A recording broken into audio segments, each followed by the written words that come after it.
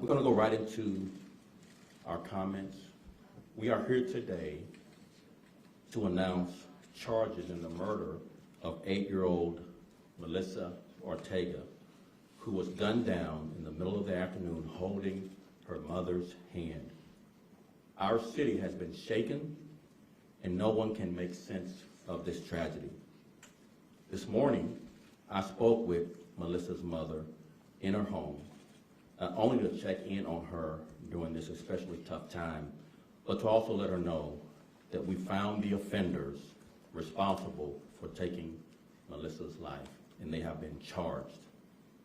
The shooter, a juvenile, 16 years old, has been charged with 1 felony count of first-degree murder, 1 felony count of attempted first-degree murder, and 2 felony counts of aggravated discharge of a firearm in an occupied vehicle.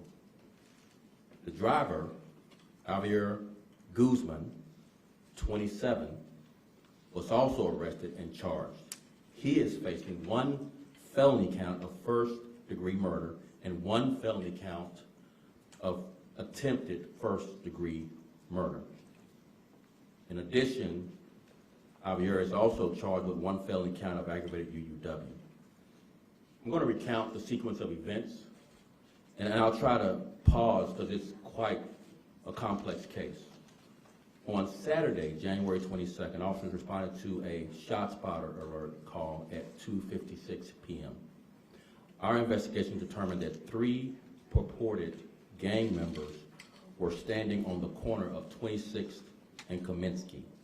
Moments later, an individual emerged south of their location near an alley and fired a handgun at them.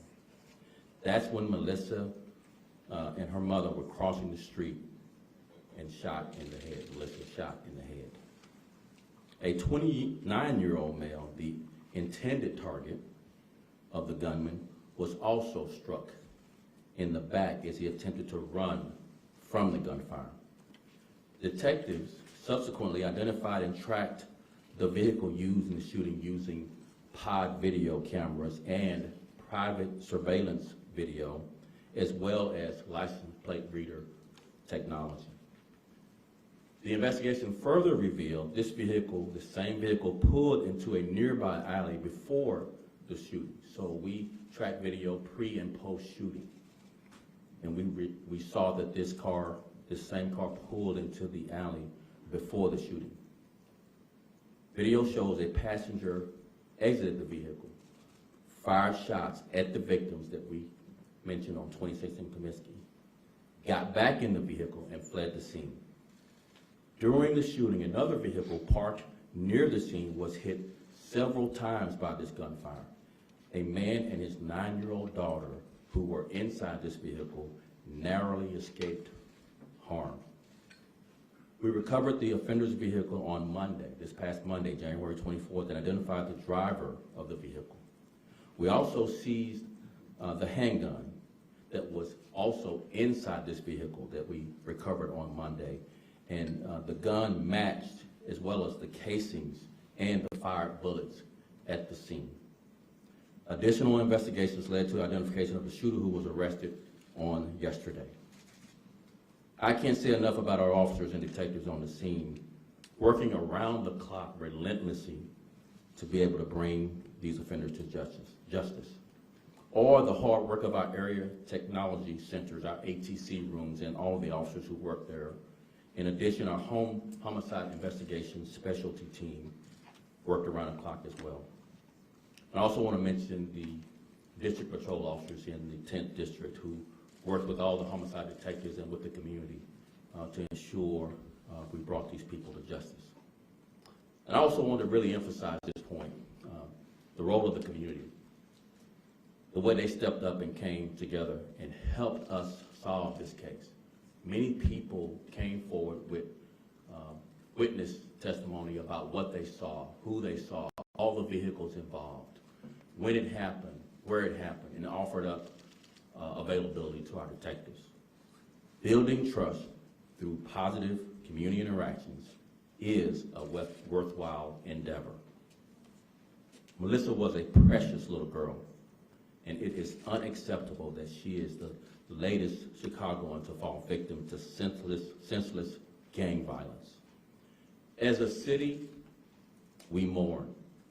We mourn her loss because no child should know violence, and no parent should have to endure something like this. We will forever remember Melissa and that she loved to dance. She was a light to her family. And we speak her name because she represented the innocence and potential of every child in Chicago. And what happened to Melissa shouldn't happen to anyone, anywhere. We have to do more in our communities to reach our young people. We do. And that's all of us. And apply even more pressure to get rid of gangs and guns. And we will not tolerate this, and we will hold all of these offenders accountable to the fullest extent of the law. I want to again acknowledge the dedicated officers and detectives working this case from day one, and the community support and collaboration that helped us get swift justice for the Ortega family. Chicago Police Department can only hope these arrests bring some small measure of closure to the Ortega family and the Little Village community during this very, very difficult time.